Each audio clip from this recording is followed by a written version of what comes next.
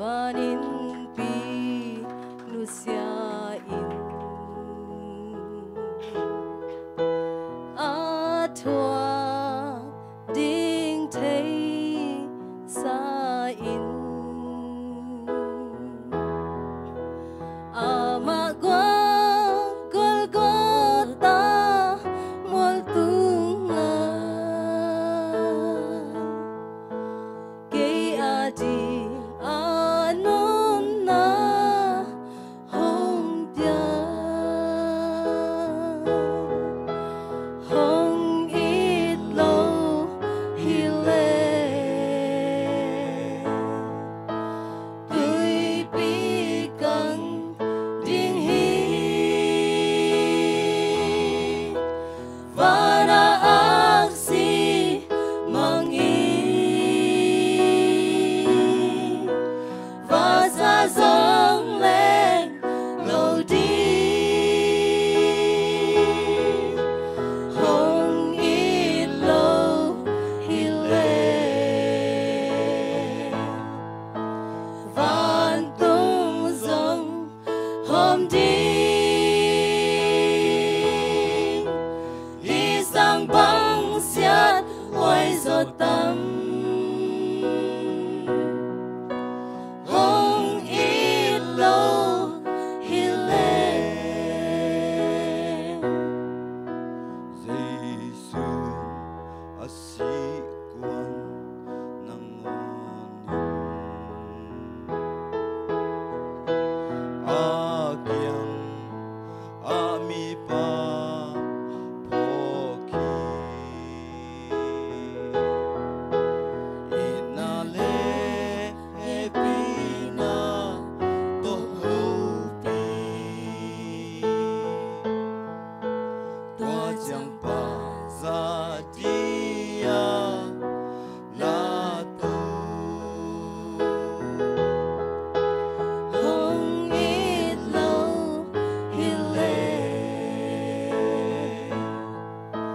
Tui pikang